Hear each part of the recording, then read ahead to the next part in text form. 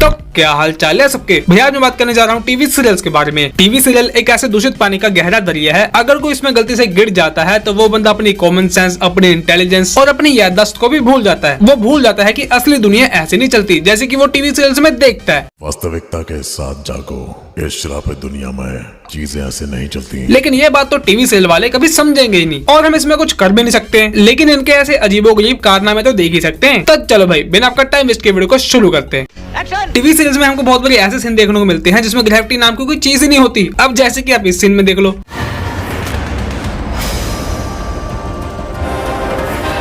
इतना हल्का सा टच होने पे तो मूवीज के गुंडे भी नहीं उड़ते, लेकिन ये दीदी हल्का सा टच होने पे हवा में उड़ जाती हैं और जमीन पे गिरने लग जाती हैं। लेकिन ये जमीन पे गिरेंगे नहीं, क्योंकि इस जगह पे ग्रेविटी नाम की कोई चीज ही नहीं है।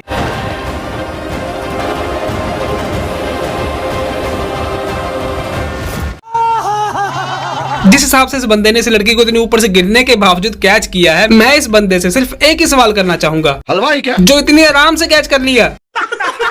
माना कि इन्होंने इस जगह पे से ग्रेविटी नाम का नामो निशान मिटा दिया था, लेकिन साथ साथ में लगता है इन्होंने टाइम भी रोक दिया था। जहां से ये दीदी गिरी थी वहीं पे से ये बंदा ऊपर से नीचे आ गया, और इससे भी बड़ी बात ये कि ये बंदा ऊपर से नीचे आके इन दीदी को कैच कर लेता है और इन दीदी की जान भी बचा लेता है। एकदम इन्होंने वक्त बदल दिया, जज्बात बदल दिए, जिंदगी बदल दी। प्रकृति की ताकत को अपना हथियार बनाकर आज मैं अपनी मांग का सिंदूर मिटाऊंगी।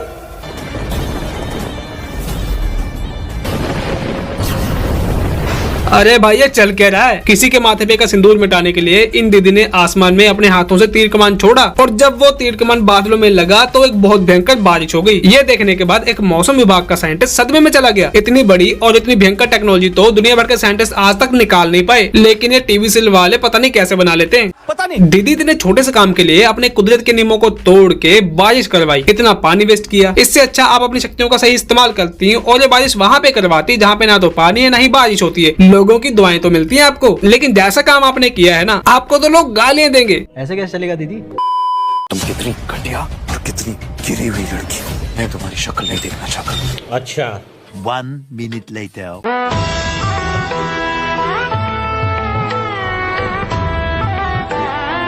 भाई, यही वो बंदे होते हैं जिनकी जुबान की कोई वैल्यू नहीं होती। इनकी बातें ऐसे बदल जाती हैं जैसे कि आजकल का मौसम, कभी धूप, कभी छांव, कभी बारिश, कभी ठंड। अब आप ही बताओ, इन पलटू लोगों को क्या मिलना चाहिए दंड? अरे ए मारो इसको। एक तो भाई टीवी सीरीज वालों की ये पुरानी आदत है कि इनके पास असली का सिंदूर लाने का बजट ही नहीं होता। ये लोग कभी खून से, होली के रंग से, और कोई भी लिक्विड पाउडर जिसका रंग लाल है उसको मांग में लगा के मांग भर देते हैं।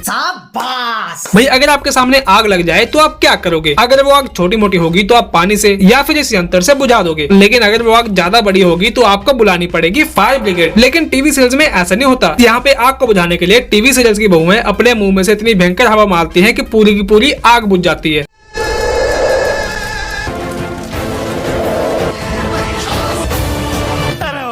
एक तो भाई टीवी सीरियल्स में कोइंसिडेंस बहुत ही ज्यादा होते हैं। कोइंसिडेंस के चलते यहाँ पे कोई भी रस्म कैसे भी हो जाती है। अब जैसे कि आप इस सीन में देख लो,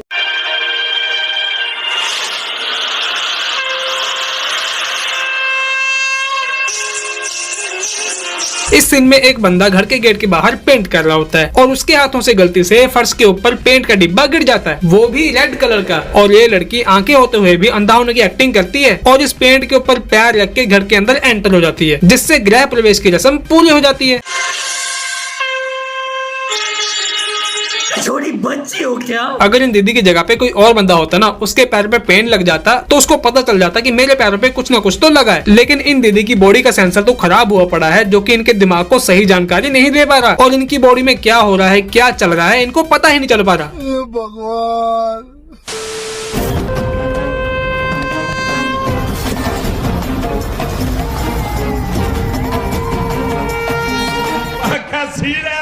वाह वाह, ये सीन है कोइंसिडेंस का एक बहुत ही अद्भुत करिश्मा। इस सीन में ये बंदा मंगलसूत्र पहनाने वाला होता है इस लड़की को, पर ये कुदरत को मंजूर नहीं था और ये ऊपर बंधी हुई घंटी पता नहीं कैसे निकल के नीचे गिर जाती है, वो भी सीधा इस लड़के के हाथ के ऊपर। भाई, अगर ऊपर से इतनी भारी घंटी किसके हाथ पे गिरे तो उसके हाथ में पकड़ी हुई चीज भी नीचे गिर जाएगी। लेकिन इस बंदे ने तो मंगलसूत्र को हवा में ऐसे झटका जैसे कि इसके हाथों के ऊपर घंटी ना गिरी हो, बल्कि किसी सांप ने डंक मार दिया, और फिर ये मंगलसूत्र हवा में उड़ते उड़ते सीधा पड़ जाता है इन दीदी के गले में, और इस कोइंसिडेंस के चलते इन दीदी की हो जाती है शादी। भैया टीवी सीरियल्स वाले पता नहीं कौन सी दुनिया में जाते हैं कि इनकी दुनिया में कुछ भी हो सकता है। ये लोग दिन को रात कर सकते हैं और रात को दिन। सुनहरे सूरज सामने आ। इन दीदी ने चांदनी रात को सुबह बनाने के लिए अपने बुलावे से एक सूरज को धरती पे बुला लिया। पता नहीं इनको ऐसी शक्तियां देता कौन है, इनके पास ऐसी शक्तियां आती कहां से। मतलब कि इनके हिसाब से ये पूरी दुनिया, ये पूरा ब्रह्मांड इनके कंट्रोल में है। ये जब चाहे किसी भी चीज को बुला सकते हैं, रात को दिन कर सकते हैं, दिन को रात कर सकते हैं, समय को रोक सकते हैं और कभी कभी तो ये मरे हुए बंदों को जिंदा भी कर देते हैं।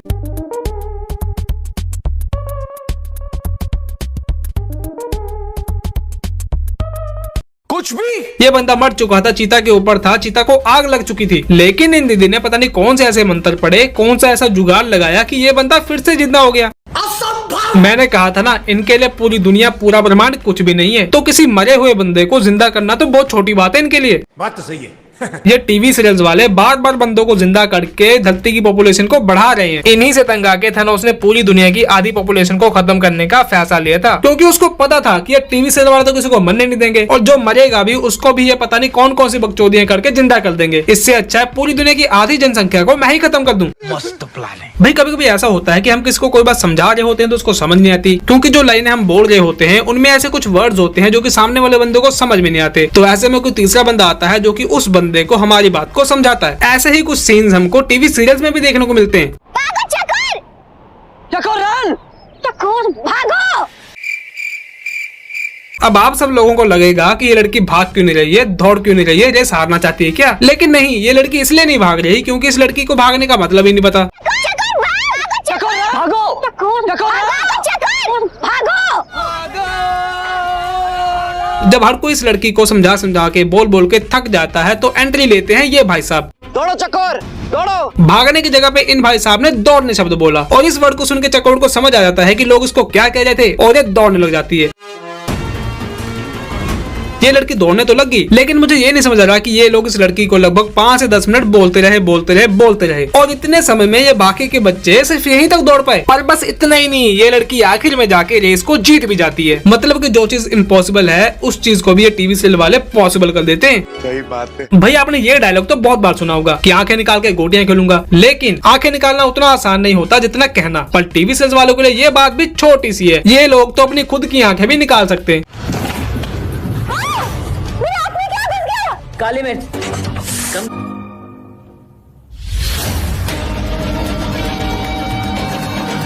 ये सब क्या देखना पड़ रहा है? भाई अगर किसी आम इंसान की आंखों में धूल मिट्टी पड़ जाती है तो वो बंदा अपनी आंखों में पानी के छींटे मार के आंखों को साफ कर लेता है। पर ये टीवी सीरियल वाले अपनी आंखों को निकाल के पानी में धो के फिर से लगा लेते हैं और ये ऐसी नौटंकियां करते रहते हैं। लेकिन आज के लिए इतनी नौटंकी बहुत है। तो आज के लिए इतना ही। अगर आपको वीडियो अच्छी लगी हो तो लाइक करना, शेयर करना, चैनल को सब्सक्राइब करना। अब हम मिलेंगे अगले वीडियो में।